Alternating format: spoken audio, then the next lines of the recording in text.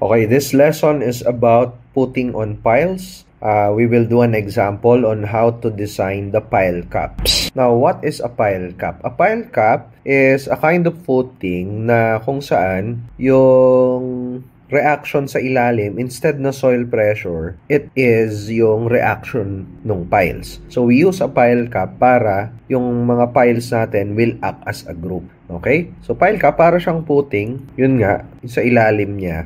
Imbis na distributed pressure, it would be point loads corresponding doon sa reaction ng piles. So, ito yung pile cap natin. Now, yung pile cap natin is meron lang added na thickness which is minimum 150 mm. Ito yung ating pile embedment thickness doon sa pile cap. Gaano siya kalalim yung i-embed nung pile doon sa pile cap. And then, as usual, meron pa rin tayong at least 75 mm na cover. We have the bar diameter and at least 300 mm yung concrete sa taas nung bars. Okay? So, the thickness would be at least 300 plus bar diameter plus 75 plus 150 which is the pile embedment. Yan ang pile caps. Okay? Again, ginagamit ang pile caps para mag-a-act as a group yung mga piles natin sa ilalim. So, ito yung column na binubuhat niya. Example. Let's have this example. We have a dead load of 600 and a live load of 1,000 kilonewtons. The material properties are given. The bar diameter is 20 mm. And the column is a 400 by 400 millimeter column. It is supported on 9 piles. So we have 3 rows and 3 columns of piles with the given spacing. This given spacing is also adapted for the spacing in the other direction because this is a square pile cap. Now for this example, we want to know what is the ultimate load on each pile.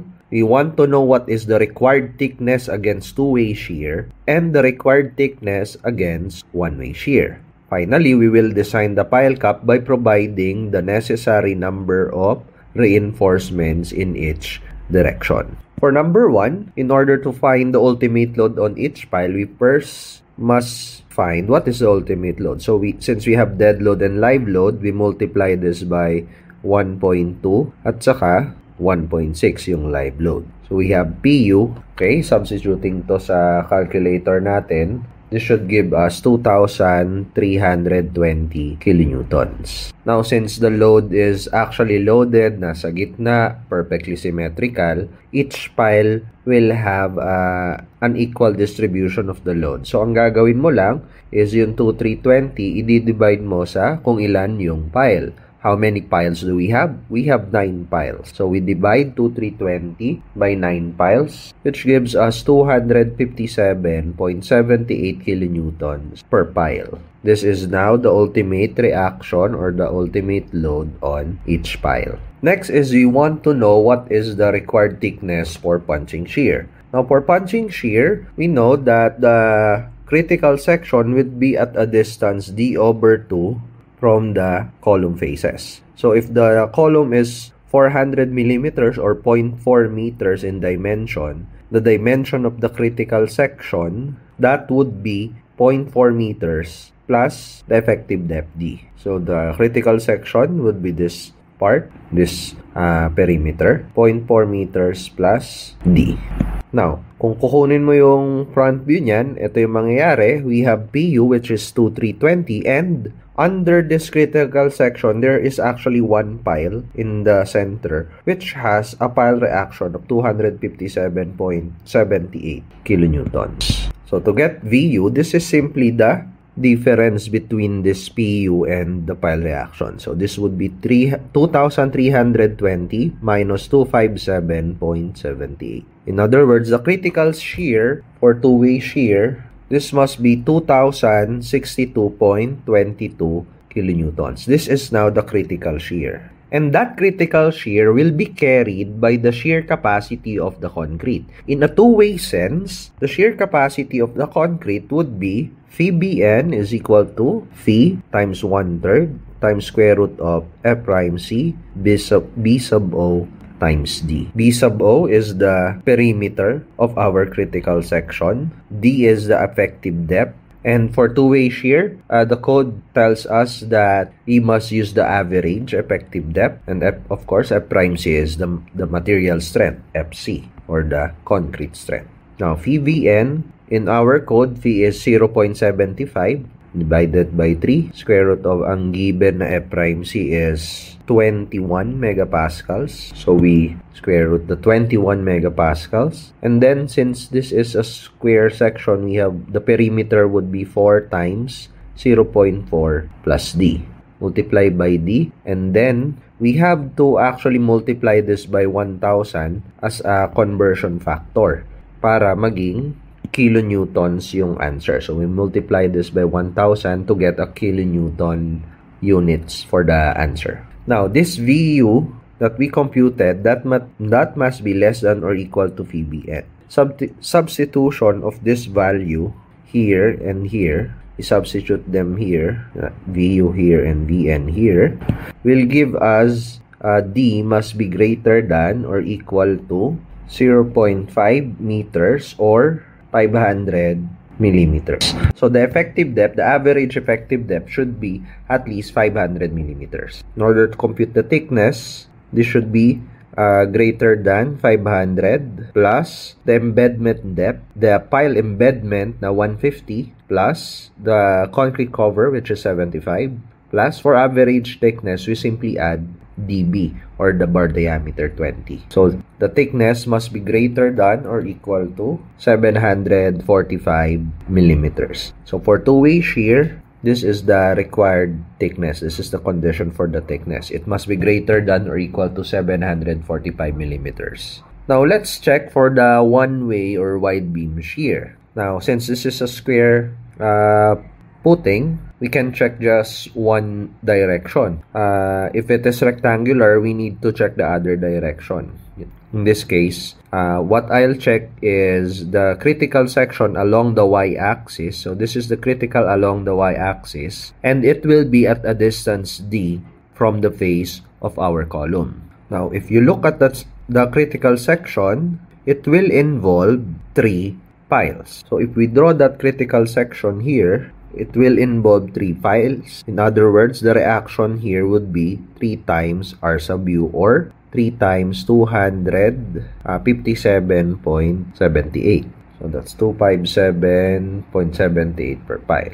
Okay. In other words, the critical shear, which is B sub U, the critical shear now would be 3 times R sub U. So in critical shear is 773.34 kilonewton. And this must be resisted by the shear capacity. So for one-way shear, the shear capacity is phi times 1 over 6 square root of F prime C, the width of the critical section times the effective depth.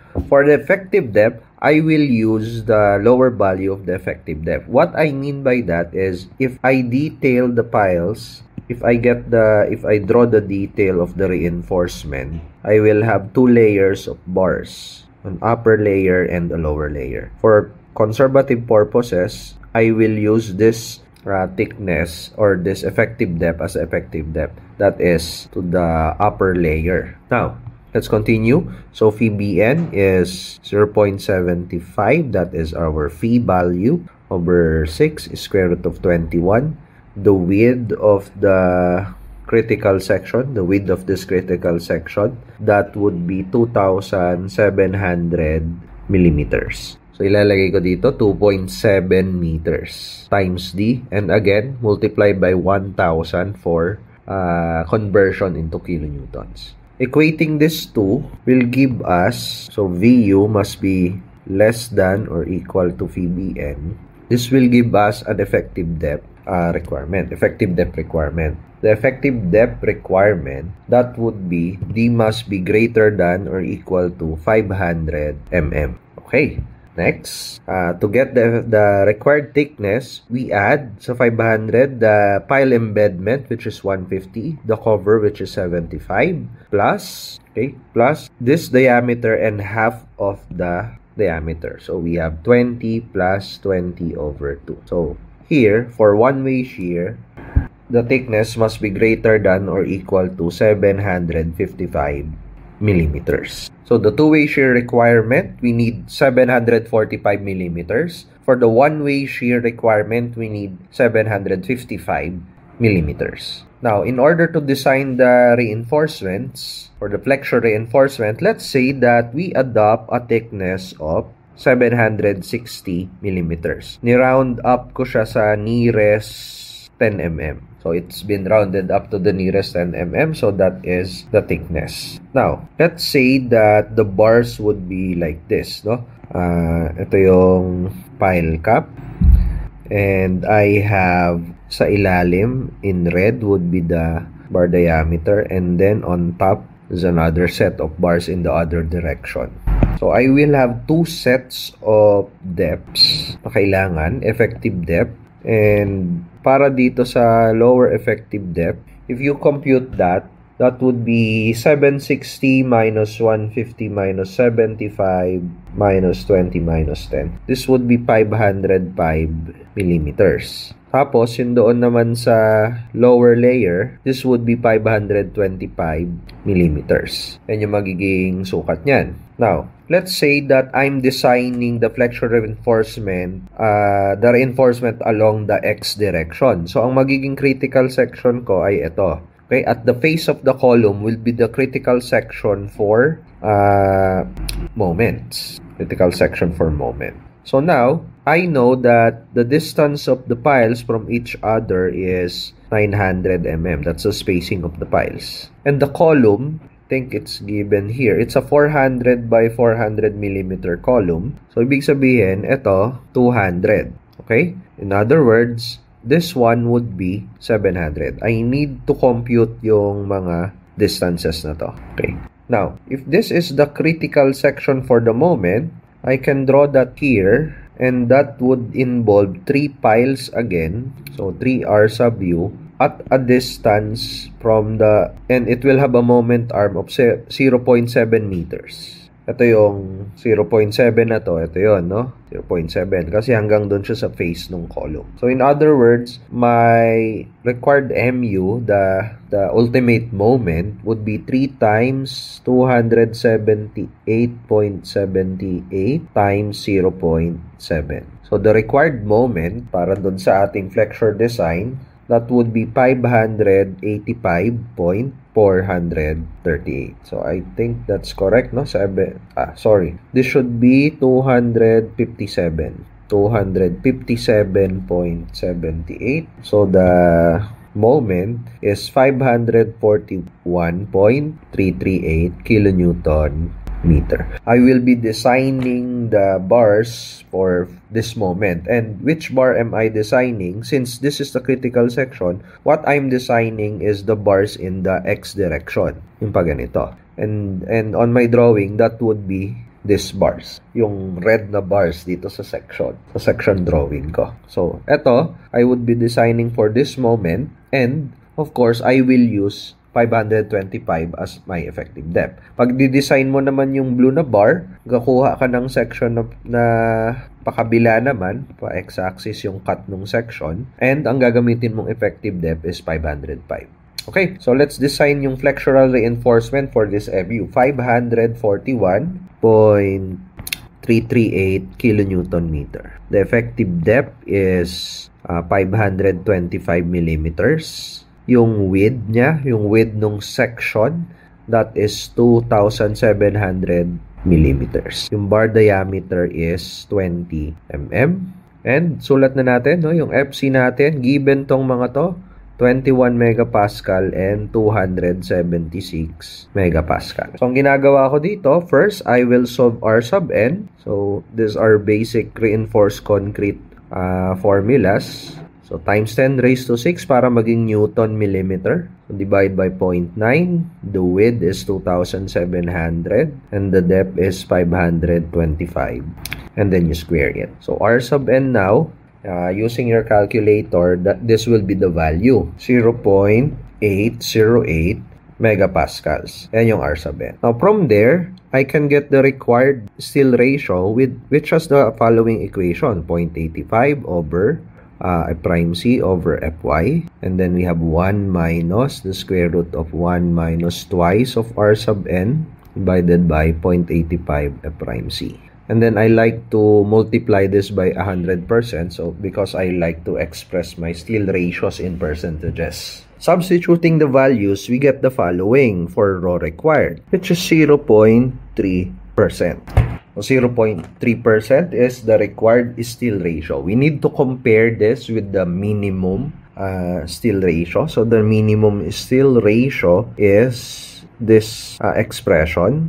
So we have minimum of, the first value would be the maximum of 1.4 over Fy, or square root of F prime C over 4 Fy, or 4/3 of the required steal ratio. Now, substituting these values, I will get sa taas na yung 1.4 over Fy, 0.5% yan. Now, yung 4/3 ng raw required, this is 0.4%. In other words, ang mag-govern, yung mas maliit dito sa dalawang to is 0.4. So, ganito yung gagawin sa raw minimum, no? Kukunin mo yung mas malaki sa dalawang to, ang mag-govern 0.5, and then kukunin mo yung mas maliit. So, raw minimum natin is 0.4%. And what you will use is, of course, use raw would be yung mas malaki, the maximum between raw mean and the required raw. So, use raw, which is 0.4%. Now that I know that the steal ratio that I will use is 0.4%, I can compute the required steal area. So we have, this is raw BD. So raw 0.004 times B is 27 times the depth is 525. So now the required steal ratio is 5,670 per millimeters. And since I know the area of each bar by virtue of the diameter, I can compute how many 20 mm bars is needed. The number of bars is 18.05 pieces. Okay, you can round it up, say 19 pieces. So, I need 19 pieces of 20 mm diameter bars along the X direction. Para naman sa Y direction, I will leave that as an exercise to you. And the answer should be about 19 or maybe less. So, 18 to 20 pieces. Malapit lang sa 19. Kasi square naman, perfectly symmetrical. Probably, magiging malapit lang sa 19 pieces yung sagot doon. Okay? So, this is how you design pile caps. Like mo yung video kung ayos. Pag hindi, pag mo i-dislike, leave ka ng comment kung bakit, ha? Sige na, subscribe.